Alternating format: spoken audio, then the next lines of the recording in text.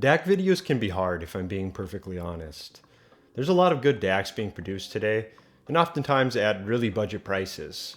For example, if I came on here today and said the IFI IDSD NEO has 4% better clarity than XYZ DAC, it would basically be meaningless to everyone watching.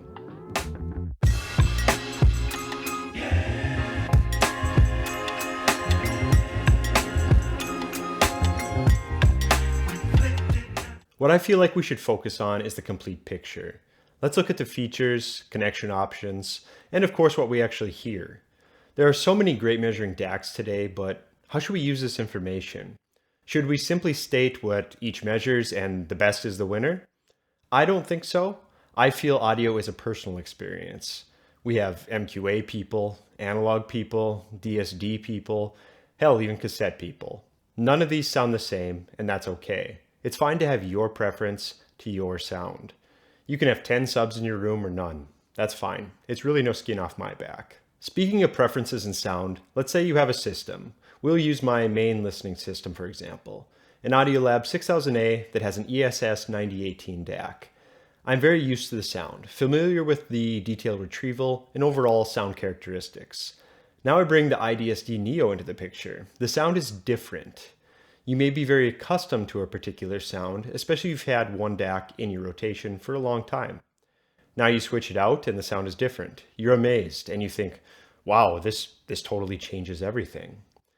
But is it better? That's where it gets complicated because these changes may be perceived as an improvement, or you may think it made it worse, depending on your personal preferences. Let's give ourselves a little checklist to consider when shopping for a new DAC. What are you really looking for? Are you looking for a smooth analog sound, or maybe something more analytical? I would suggest two things here. Know the sound you like and understand what products have this sound.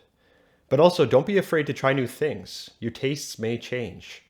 The IFI is a warmer DAC presentation. It uses a Burr Brown chipset that plays PCM up to 32, 768, DSD up to 512, and single and double speed DXD.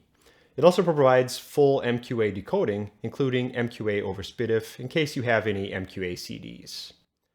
So it's warmer. So does that mean I'm missing detail? No, in this case it sounds just as detailed or more than my ESS 9018 in the 6000A. I was looking for a non-fatiguing musical presentation, so I think the IDSD NEO fits the bill. The sound on the IDSD isn't bright. It just hangs out within that warm range, but doesn't tread too deep. The bass isn't bloated by any means, and the top end still has great clarity. What features are you gaining moving to this DAC? Well, the DAC I'm coming from in this case is an internal within the 6000A, so they both offer preamp capabilities. You can set this to variable or fixed output on both and control your power amp from the volume knob. They both have headphone outputs, but I do get a balanced headphone out on the IFI, as well as more filter options. The Performance Edition has added the GTO, Bit Perfect, minimum phase, and standard filters. The original only had minimum phase. The IFI has a USB input, which is missing on the 6000A. The IFI IDSD NEO also has balanced XLR output connections where the 6000A does not. Does this DAC have all the connections you need? Yes, I'm not limited by any of the options here. Do you enjoy your music more with the new DAC in place? It's a bit warmer. Like I mentioned before, detail retrieval is great, but the IFI IDSD really excels at clarity. There's an appropriate amount of shine on the music that really presents itself well. It's smooth and warm without the loss of details. This one really hits home for me, the actual usage. So when asked if I enjoy this sound more, I would truly mark this one as a yes. The NEO is really a great DAC, for all the reasons above I listed and more. It's dead silent. IFI prides itself in using high-quality audio-grade components, including TDK and Murata multi-layer capacitors. If you open this up, you're not going to find the bargain bin. The complete package really hits on all the boxes I care about. The DAC simply disappears and lets me focus on the music. Let's take a look at the exterior. A nice feature of the NEO is that it is made to work in a horizontal or vertical orientation. The screen automatically rotates as well. Included in the packaging is a solid aluminum stand. I like this flexibility for those that use this at their desk. If you're tight for space, you can just put this up vertical and use very little space at all. The front left side contains a bright and easy to read display, It's behind a mirrored glass display that gives it an illusion of being a little bigger than it actually is.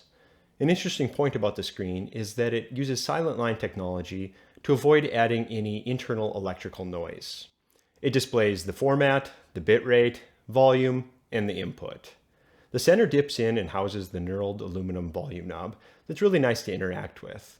It has a solid weight and feel and actually uses microprocessor controlled resistor ladder to adjust the volume in the analog domain rather than the digital, which assists in avoiding any channel imbalances that can occur on analog potentiometers. To the right is the power LED, input source selector button, power button, and then the 4.4mm balanced, as well as the 6.35 single-ended headphone outputs. The rear panel has both dual 3-pin XLR and RCA analog outputs, coaxial RCA plus optical SPDIF and USB digital inputs, DC 5V 2.5 amp power input, and the Bluetooth antenna. The interface is quite simple. Press and hold the power button for a couple seconds to turn the NEO on and off. Press the source button to toggle through the inputs. Rotate the volume knob and adjust the volume. Quick press will mute, and hold it to bring up the display brightness. A long hold of the source button will bring up your filter options: standard, GTO, bit perfect, and minimum phase.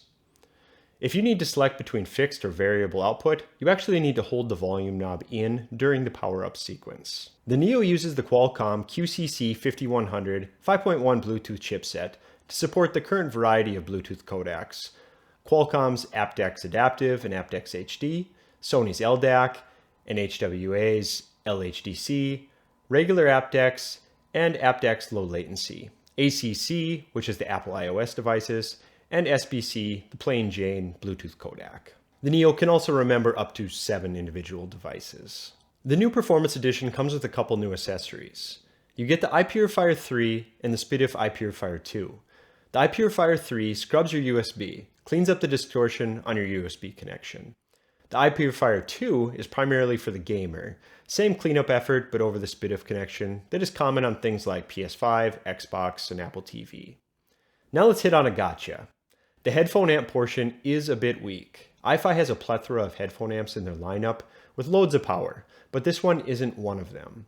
No gain settings either, so you really need to pair this one with the appropriate hardware, or you may face some disappointment. This thing rocks as a desktop solution preamp DAC, or even as a high-performing standalone DAC. I've been using it for months without a hiccup, so I just wish they would have deployed a little more power for the headphone user flexibility. Mind you, you're going to be alright with a lot of headphones, just primarily watch out for the planars or very inefficient options. So who is this one really for? I look at it in a couple different ways. It's a really high quality DAC. You can pick this up, use it as a DAC in your primary system, and not even concern yourself with all the other features. It really performs that well and will stack up with dedicated amps in its price range very well. On the other side of this, it fits really well in a desk setting. It's compact, impactful of most of the features you would desire. One knock on the original release was lack of filters. That's been taken care of with the Performance Edition.